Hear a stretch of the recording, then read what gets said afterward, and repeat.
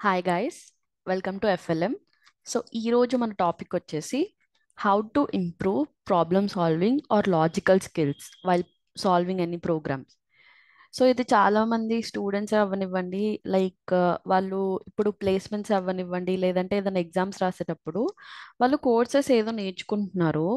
But వాళ్ళకి ఏదైనా questions ఇచ్చినప్పుడు వాళ్ళకి లాజికల్ థింకింగ్ కెపాసిటీ అనేది కొంచెం రావట్లేదంట. ప్రోగ్రామ్స్ మట్టుకి వస్తున్నాయి కానీ లాజికల్ సాల్వింగ్ రావట్లేదు. సో దానికోసం మేము ఏం చేయాలి అని చాలా మెంబర్స్ అడుగుతున్నారు. సి, నేను రెగ్యులర్గా చెప్పే టిప్స్ చెప్పను. లైక్ మీరు డిఎస్ఏ చదవాలి, లేదంటే టైం టేబుల్ ప్రిపేర్ చేసుకోవాలి.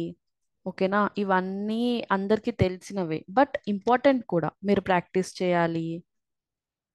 ఓకే. సో నెక్స్ట్ మీరు టైం స్పెండ్ చేయాలి ఆ యొక్క స్కిల్ పైన, మీరు ఏదైతే చేయాలనుకుంటున్నారో. ఇది ఎప్పుడు అందరూ చెప్పేవే. డన్. ఇవి ఓకే.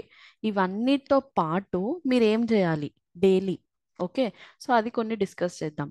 సో నేను ఈ వీడియోలో జస్ట్ మీకు 3 హ్యాబిట్స్ చెప్తాను. ఓకే. ఆ 3 హ్యాబిట్స్ తోటి మీరు కంటిన్యూస్గా కన్సిస్టెంట్గా ఉంటే definitely me logical skills and problem solving skills అనేటివి డెఫినెట్లీ ఇంప్రూవ్ అవుతాయి. ఏంటి ఈ 3 హ్యాబిట్స్ అంటే ఒకసారి చూద్దాం. ఓకే. సో మీరు ఏ లాంగ్వేజ్ అయినా తీసుకోండి అబ్బా, మీరు ఏదన్నా సింపుల్ లాంగ్వేజ్తో స్టార్ట్ చేయండి. మీ ఇష్టం. మీరు పైథానా, జావానా, జావా స్క్రిప్టా, గోవా, ఏదన్నా ఏదన్నా తీసుకుంటారు కదా. సో ఆ పర్టిక్యులర్ లాంగ్వేజ్లో ఫస్ట్ మీరు రోజు ఒక సింపుల్ ప్రాబ్లమ్ని సాల్వ్ చేయడానికి ట్రై చేయండి. ఓకే. ఒక సింపుల్ ప్రాబ్లం. సపోజ్ ఒక ఎగ్జాంపుల్ చెప్తున్నాను. ఒక సింపుల్ ఫిబనాసి సిరీసే తీసుకోండి. ఓకేనా?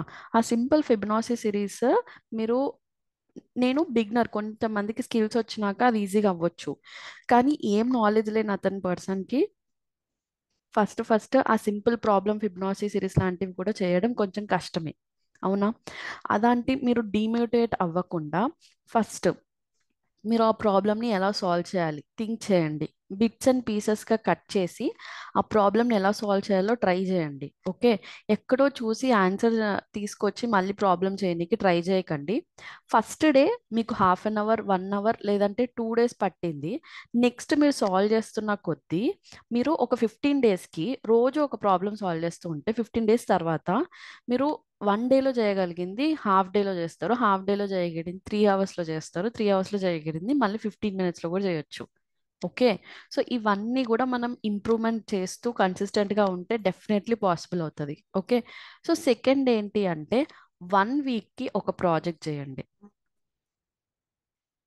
1 ప్రాజెక్ట్. ఏంటి 1 వీక్కి ఒక ప్రాజెక్టా? అస్సలు నాకు టైమే దొరకదు అంటారు చాలా మంది. ఎందుకు అంటే ఇప్పుడు నేను కాలేజ్ని మేనేజ్ చేసుకోవాలి, సెమిస్టర్ ఎగ్జామ్స్ని మేనేజ్ చేసుకోవాలి, అప్పుడప్పుడు ప్లేస్మెంట్స్ వస్తే వాటిని మేనేజ్ చేసుకోవాలి.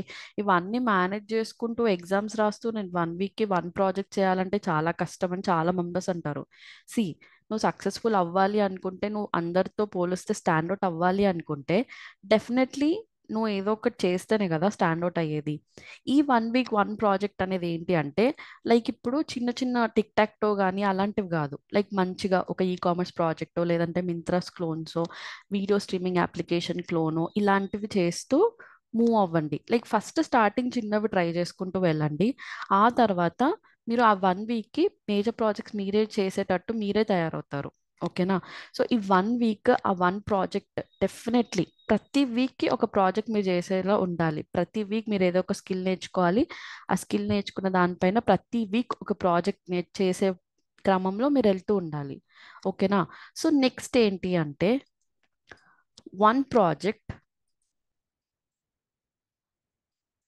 For 1 month.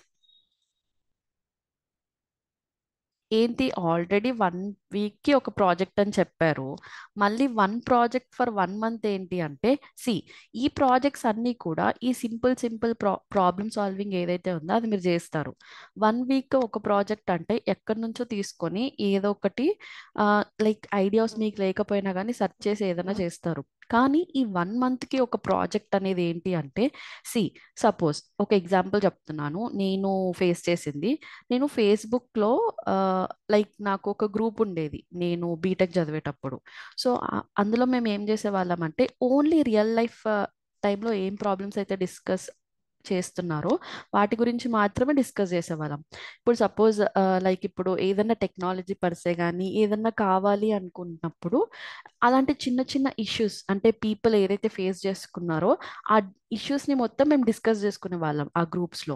సో అలా డిస్కస్ చేస్తూ దానికి నేను టెక్నాలజీ పరంగా ఏదన్నా ఆలోచించవచ్చా, దానికి నేను ప్రాజెక్ట్ పరంగా నేను స్కిల్స్ నేర్చుకున్న పరంగా నేను ఏమన్నా చేయొచ్చా అని మేము ఆలోచిస్తూ ఉండేవాళ్ళం. సో అలాగా మీరు కూడా ఏదైనా గ్రూప్స్ క్రియేట్ చేసుకొని అది వాట్సాప్ అవ్వనివ్వండి, ఫేస్బుక్, ఇన్స్టాగ్రామ్, లైక్ ఇవన్నీ కూడా మనం పాజిటివ్ సైడ్ యూస్ చేసుకొని ఇలా 1 మంత్కి ఒక ప్రాజెక్ట్ చేసామనుకోండి.